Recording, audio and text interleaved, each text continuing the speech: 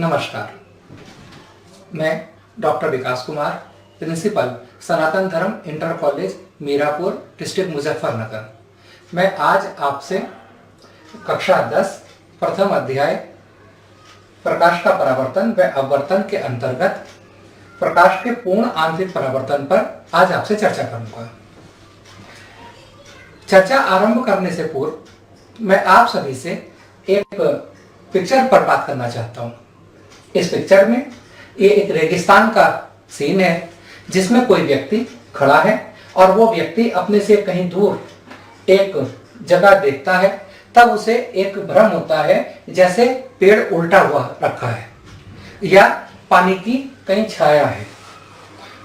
इस घटना को यदि हम रेगिस्तान में जाएंगे तब भी हम आराम से देख सकते हैं। ऐसी न जाने कितनी व्याख्या हैं जिनके हम व्याख्या करना चाहते हैं, जिनको हम समझना चाहते हैं। इस सब की व्याख्या पूर्ण आंतरिक परावर्तन को समझने के बाद हम कर पाएंगे।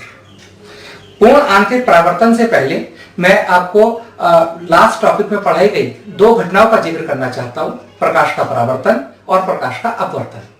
परावर्तन, जब कोई प्रकाश किरण किसी चमकदार पृष्ठ पर हम आपतित करते हैं, तब चमकदार पृष्ठ उस प्रकाश को उसी माध्यम में लौटा देता है। इस घटना को प्रकाश का परावर्तन कहते हैं।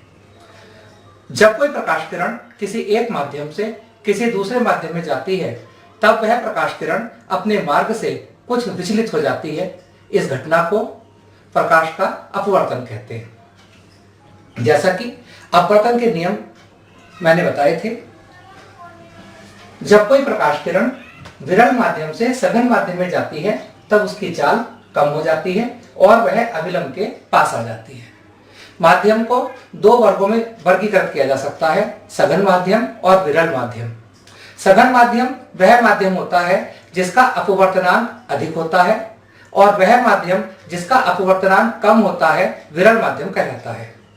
जब कोई प्रकाश किरण विरल माध्यम से सघन माध्यम में जाती है, जैसे कि इस पिक्चर में आप देख रहे हैं, तब यह प्रकाश किरण अपने मार्ग से थोड़ा विचलित हो जाएगी।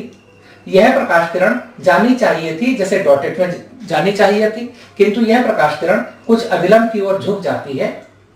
यह अपवर्तन कहलाता है। यदि कोई प्रकाश किरण सघन माध्यम से विरल माध्यम में जाती है, तब वह अपने मार्ग से इस प्रकार विचलित होती है कि वह अभिलंब से दूर हट जाती है। यह भी अपवर्तन है, क्योंकि जब कोई प्रकाश किरण सघन माध्यम से विरल माध्यम में जाती है, तब उसकी चाल बढ़ जाती है और वह अभिलंब से दूर हो जाती है। अपवर्तन, जब कोई प्रकाश किरण एक माध्यम से दूसरे माध्यम में जाती है, तब वह प्रकाश किरण अपने मार्ग से थोड़ा विचलित हो जाती है। प्रकाश किरण क्यों विचलित होती है? इसका कारण होता है अपवर्तनांक, क्योंकि दोनों माध्यमों के अपवर्तनांक भिन्न भिन्न हैं। इस कारण प्रकाश किरण विचलित होती है। प्रकाश किरण का विचलित होना केवल माध्यम के अपवर्तनांक पर ही निर्भर नहीं करता है, वह आपतन कोण पर भी निर्भर करता है। यदि जैसे ये एक दो माध्यम है, कांच और वायु, और एक समतल पृष्ठ है जो इन दोनों माध्यमों को, इनके बीच का पृष्ठ जो इन दोनों माध्यमों को एक दूसरे से सेपरेट कर रहा है। एक प्रकाश किरण पहले माध्यम में बिंदु ए पर आपतित होती है और दूसरे माध्यम में जाने पर यह प्रकाश किरण आप देख रहे हैं, चूंकि सघन माध्यम से विरल माध्यम में आ रही है, तब यह प्रकाश किरण अभिलंब से दूर हट रही है। आई आपतन कोण होता है, आर अपवर्तन कोण होता है। अब हम आपतन कोण का मान बढ़ाते हैं। यदि हम आपतन कोण का मान बढ़ाएंगे, तब अपवर्तन कोण का मान भी बढ़ता है। अब देखिए, मैंने थोड़ा सा आपतन कोण का मान बढ़ाया, अपवर्तन कोण का मान ज्यादा हो गया। आप पहली पिक्चर से कंपेयर कीजिए, आपतन कोण कम था, अपवर्तन कोण भी कम था, किंतु जैसे ही मैंने आपतन कोण का मान ज्यादा किया, अपवर्तन कोण का मान ज्यादा हो गया।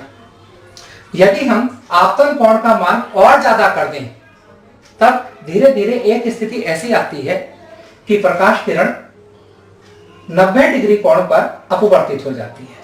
यह एंगल 90 डिग्री है और वह विशेष आपतन कोण, जिस आपतन कोण पर अपवर्तित किरण 90 डिग्री कोण पर अपवर्तित होती है, क्रांतिक कोण कहलाता है। क्रांतिक कोण क्रिटिकल एंगल। क्रिटिकल एंगल का पहला लेटर सी है, इसे हम सी से डिनोट करते हैं, यह हम आईसी से भी व्यक्त कर सकते हैं। यदि हम आपतन कोण का मान और ज्यादा करें तब क्या होगा? अभी तक आपने देखा कि एक प्रकाश किरण सघन माध्यम से विरल माध्यम में आ रही है और मैं उसका आपतन कोण धीरे धीरे बढ़ा रहा हूं। तब आप देख रहे हैं कि अपवर्तन कोण का मान बढ़ने लगा और बढ़ते बढ़ते 90 डिग्री पर पहुंच गया। परंतु अब एक प्रश्न उठता है, इसके आगे क्या? अगर हम आपतन कोण का मान और ज्यादा कर दें तब क्या होगा? आप देखिए, जैसे ही आपतन कोण का मान क्रांतिक कोण से अब मैंने ज्यादा किया, वो प्रकाश किरण अपने ही माध्यम में वापस लौट गई। इस घटना को पूर्ण आंतरिक परावर्तन कहते हैं, जो कि मेरा आज का टॉपिक है। इस प्रकार पूर्ण आंतरिक परावर्तन की परिभाषा होती है कि जब कोई प्रकाश किरण किसी सघन माध्यम से विरल माध्यम में जाती है और यदि आपतन कोण का मान क्रांतिक कोण से अधिक होता है, तब वह प्रकाश किरण दूसरे माध्यम में नहीं जा पाती, बल्कि पहले माध्यम में ही वापस लौट आती है, अर्थात उसका पूर्ण आंतरिक परावर्तन हो जाता है। वो पूर्ण रूप से परावर्तित हो जाती है और इस घटना को हम पूर्ण आंतरिक परावर्तन कहते हैं। क्रांतिक कोण। क्रांतिक कोण एक विशेष आपतन कोण है, एक ऐसा आपतन कोण जिस पर यदि हम प्रकाश किरण को आपतित करेंगे तब वह प्रकाश किरण 90 डिग्री कोण पर अपवर्तित हो जाएगी। अब यदि हम आपतन कोण का मान धीरे धीरे बढ़ाएं, अब का मतलब है कि जब कोई प्रकाश किरण सघन माध्यम से विरल माध्यम में आ रही है, तब हम आपतन कोण का मान धीरे धीरे बढ़ाएं, तब अपवर्तन कोण भी बढ़ता जाता है तथा धीरे धीरे एक स्थिति ऐसी आ जाती है कि अपवर्तन कोण का मान 90 डिग्री हो जाता है। उस विशेष आपतन कोण को जिस पर अपवर्तन कोण 90 डिग्री हो जाता है, क्रांतिक कोण कहा जाता है। क्रांतिक कोण सघन माध्यम में बना वह आपतन कोण है जिसके लिए विरल माध्यम में अपवर्तन कोण 90 डिग्री होता है। आपतन कोण का मान क्रांतिक कोण से अधिक होने पर प्रकाश विरल माध्यम में बिल्कुल नहीं जाता है, बल्कि संपूर्ण प्रकाश परावर्तित होकर सघन माध्यम में ही वापस लौट आता है। इस घटना को पूर्ण आंतरिक परावर्तन कहा जाता है। यह एक क्वेश्चन उत्पन्न होता है कि यह पूर्ण शब्द क्यों कहा गया, टोटल शब्द का यूज क्यों किया गया? क्योंकि पूर्ण आंतरिक परावर्तन में प्रकाश सघन माध्यम से विरल माध्यम में जाता ही नहीं है, संपूर्ण प्रकाश अपने पहले माध्यम में ही वापस लौट आता है। इस कारण यहां पर हमने पूर्ण शब्द का प्रयोग किया। पूर्ण आंतरिक परावर्तन के लिए निम्न 2 शर्तें पूरी होनी चाहिए। जैसे आप लास्ट 3 इयर्स के अगर क्वेश्चन से देखेंगे तो एक क्वेश्चन आता है कि पूर्ण आंतरिक परावर्तन के लिए मुख्य कौन सी 2 शर्तें हैं? तो पूर्ण आंतरिक परावर्तन के लिए एक शर्त यह है कि प्रकाश सघन माध्यम से विरल माध्यम में जाना चाहिए, क्योंकि सघन माध्यम से विरल माध्यम में जब प्रकाश जाएगा तभी तो प्रकाश किरण अविलंब से दूर हटेगी, तभी तो कोण बढ़ते बढ़ते 90 डिग्री होगा और 90 डिग्री से ऊपर निकल जाएगा। अगर प्रकाश किरण विरल से सघन में जाएगी तब तो प्रकाश किरण अविलंब की ओर झुकेगी। तो पहली शर्त है कि प्रकाश किरण हमेशा सघन माध्यम से विरल माध्यम में जानी चाहिए, और दूसरी शर्त है आपतन कोण का मान क्रांतिक कोण से अधिक होना चाहिए। माध्यम का अपवर्तनांक लाल प्रकाश के लिए सबसे कम होता है और बैंगनी प्रकाश के लिए सबसे अधिक होता है। अपवर्तनांक और क्रांतिक कोण में एक संबंध होता है, sin c = 1/n।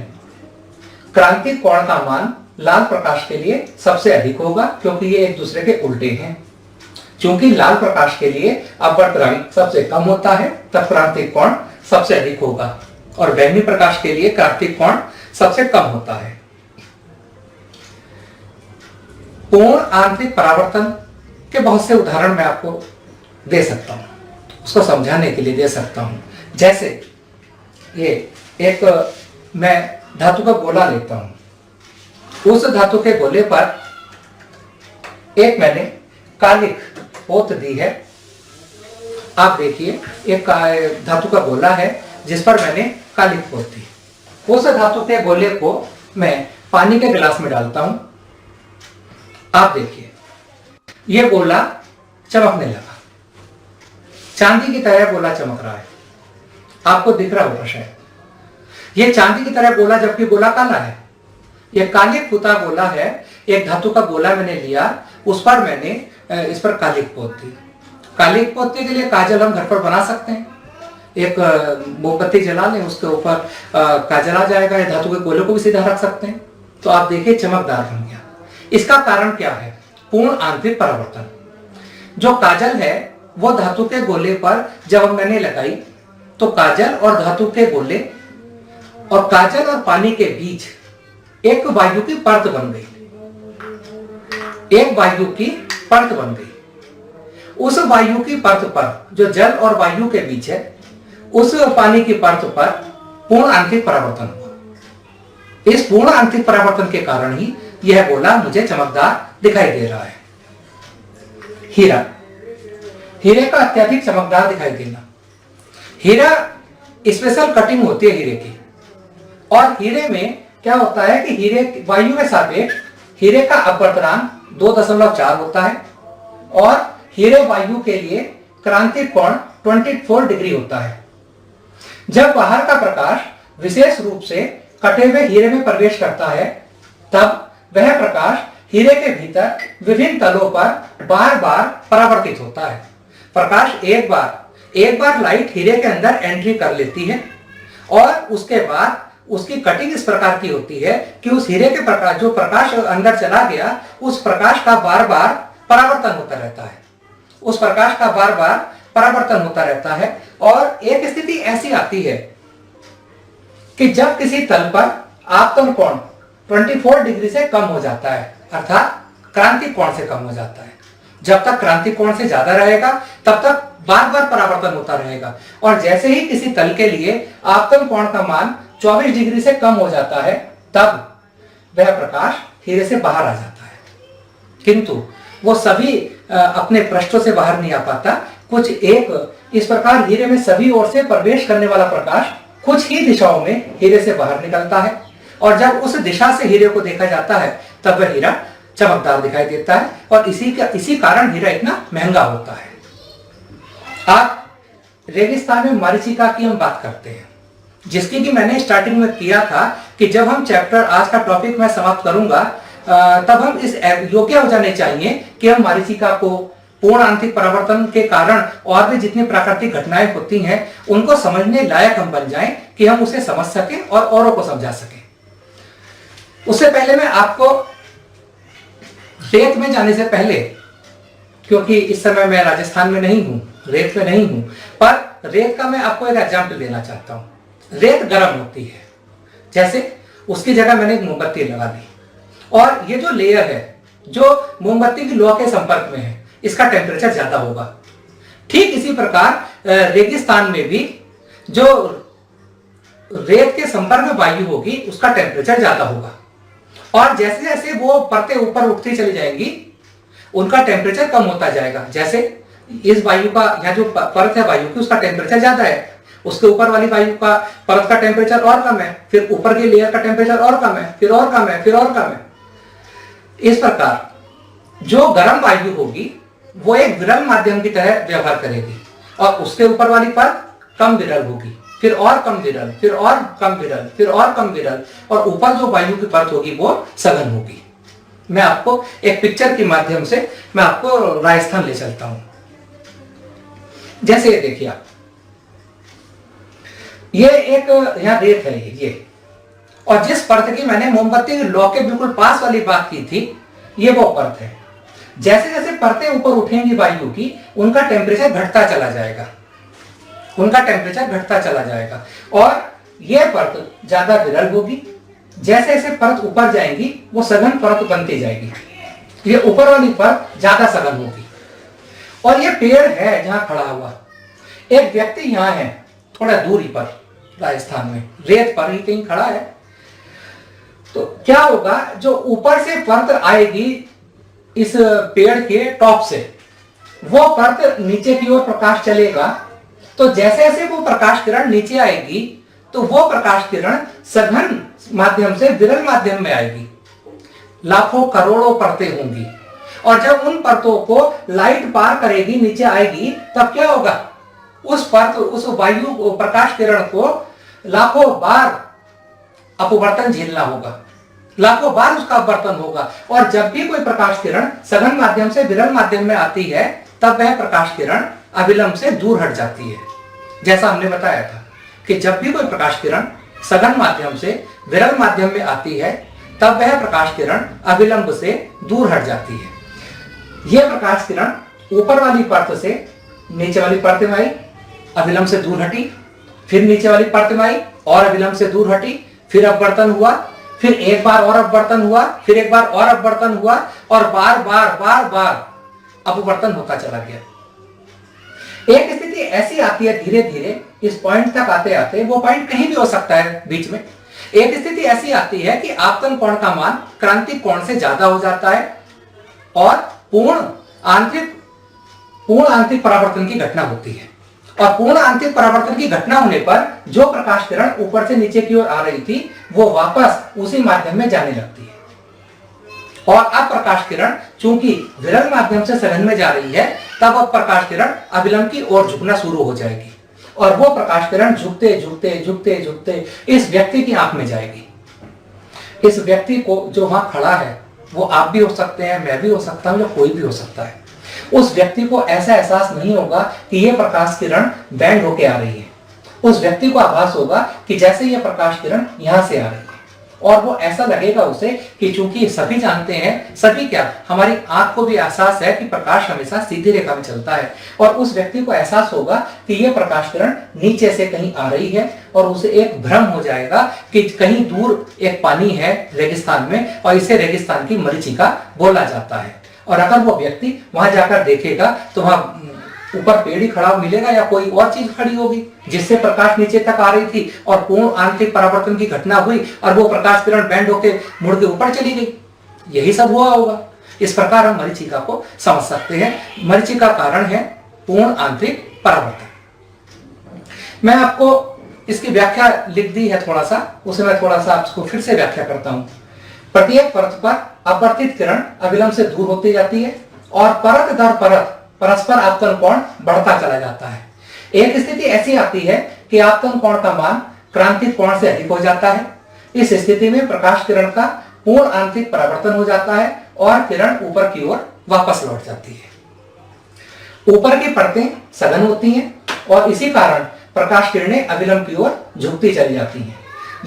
जब यह किरण यात्री की आंख में प्रवेश करती है, तब ऐसा प्रतीत होता है कि ये किरणें पृथ्वी के नीचे से आ रही हैं और वृक्ष का उल्टा प्रतिबिंब दिखाई देता है और हमें पानी का भ्रम हो जाता है। इसी को मरीचिका कहते हैं।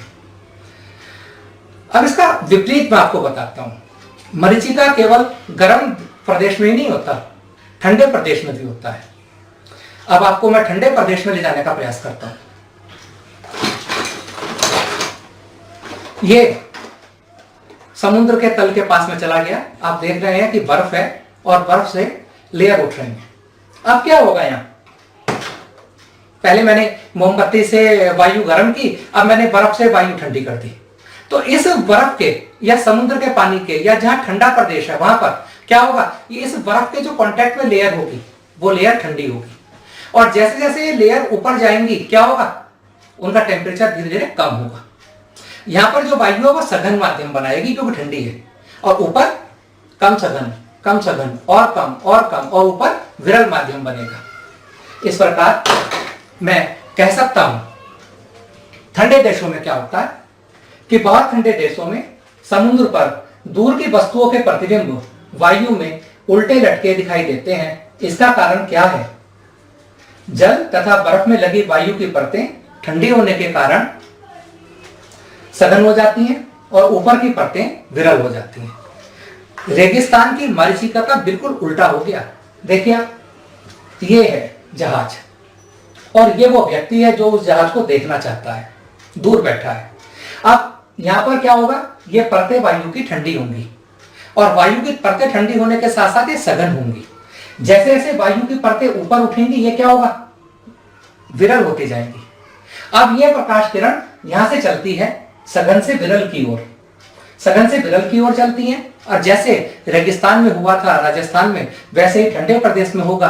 बार बार क्या होगा, अपवर्तन होना शुरू हो जाएगा। अपवर्तन धीरे धीरे होगा तो प्रकाश किरण अविलंब से दूर हटती जाएगी और एक स्थिति आपतन कोण का मान बढ़ता जाएगा और एक स्थिति ऐसी आ जाएगी कि आपतन कोण का मान क्रांतिक कोण के मान से ज्यादा हो जाएगा। और वो स्थिति यहां आई है, इस जगह। इस पॉइंट पर जाकर पूर्ण आंतरिक परावर्तन होगा और प्रकाश किरण, चूंकि पूर्ण आंतरिक परावर्तन हो रहा है, कोई भी भाग का अपवर्तन नहीं होगा और यह प्रकाश किरण जिस माध्यम से आई थी, सघन माध्यम से, उन्हीं माध्यम में लौटने लगती है।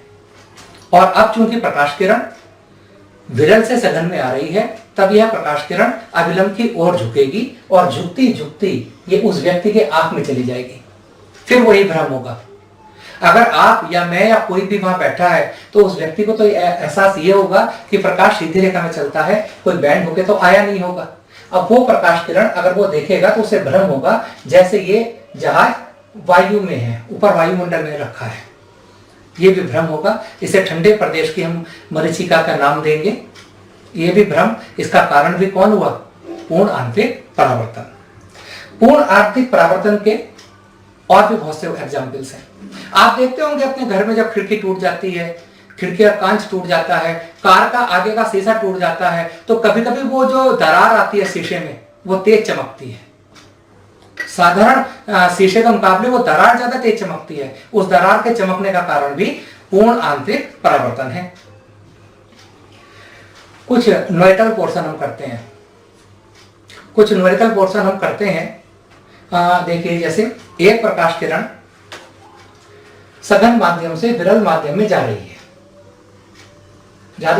यदि आपतन कोण व अपवर्तन कोण क्रमशः 45 डिग्री व 90 डिग्री है, आपतन कोण को कहते हैं आई, अपवर्तन कोण को कहते हैं आर, तब क्रांतिक कोण का मान कितना होगा।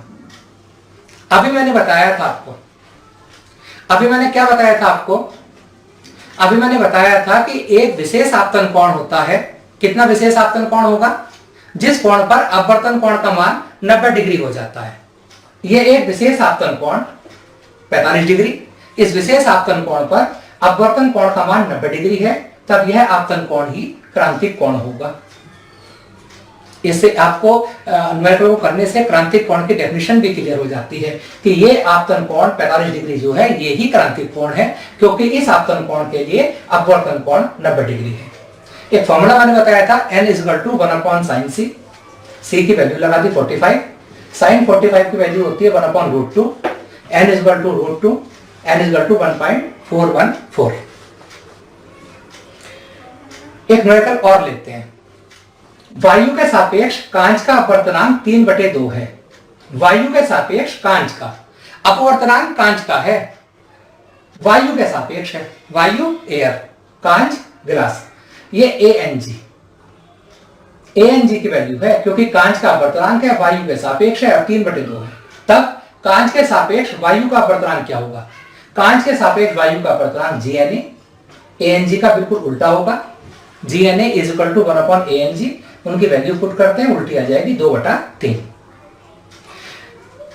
अगर कहीं पर WNG लिखा है तो WNG का मतलब होगा ग्लास का अपवर्तनांक, कांच का अपवर्तनांक जल के सापेक्ष, जो पहला लेटर है उसके सापेक्ष और जो बाद का लेटर है उसका अपवर्तनांक। WNG का मतलब होगा जल के सापेक्ष कांच का अपवर्तनांक। WNG का मतलब यह भी होगा कि जिसका अपवर्तनांक हम ज्ञात कर रहे हैं, जैसे कांच का, तो वायु के सापेक्ष कांच का अपवर्तनांक हम ऊपर लिखेंगे और जिसके सापेक्ष हम कर रहे हैं वो नीचे लिखा जाएगा। W वाटर, जल का अपवर्तनांक, वायु के सापेक्ष जल का अपवर्तनांक। एक न्यूमेरिकल और लेते हैं। जल तथा कांच के अपवर्तनांक क्रमशः 1.35 और 1.5 है। ये दोनों अपवर्तनांक वायु के सापेक्ष हैं। यदि प्रकाश किरण कांच से जल में जा रही है तब कितना अपवर्तनांक होगा। प्रकाश किरण कहां जा रही है, कांच से जल में, तो हम जल का अपवर्तनांक ऊपर लिखेंगे, कांच से जल में जा रही है, और जल का अपवर्तनांक हम नीचे लिखेंगे। जिसका अपवर्तनांक ज्ञात करना होता है उसको हम ऊपर लिखते हैं और जिसके सापेक्ष ज्ञात करना होता है उसको हम नीचे लिखते हैं। ये A एंड W है, वायु के सापेक्ष जल का अपवर्तनांक 1.35, ये वायु के सापेक्ष कांच का अपवर्तनांक 1.5, और मुझे ज्ञात करना है कांच से जल में जा रही है तो कांच के सापेक्ष जल का अपवर्तनांक। चूंकि मुझे जल का अपवर्तनांक ज्ञात करना है तो जल का अपवर्तनांक ऊपर लिखा जाएगा, कांच के सापेक्ष करना है तो कांच का अपवर्तनांक नीचे लिखा जाएगा। दोनों वैल्यू पुट कर देता हूं, आंसर 0.9 आ जाता है। एक मेटल और हम देखते हैं। वायु के सापेक्ष जल व कांच के अपवर्तनांक क्रमशः 1/3 व 1/2 है। जल का कांच के सापेक्ष अपवर्तनांक ज्ञात कीजिए। जल का कांच के सापेक्ष अपवर्तनांक, हमें जल का अपवर्तनांक ज्ञात करना है तो मैं जल का सिंबल बाद में लिखूंगा। कांच के सापेक्ष ज्ञात करना है, कांच को पहले लिखूंगा। जब मैं फॉर्मूला बनाऊंगा तो W वाला मान ऊपर जाएगा क्योंकि मुझे उसका अपवर्तनांक ज्ञात करना है। G वाला नीचे लिखूंगा। चूंकि ये दोनों अपवर्तनांक वायु के सापेक्ष हैं तो शुरू में A लिखूंगा। इन दोनों की वैल्यू पुट कर देंगे, आंसर आपको मिल जाएगा।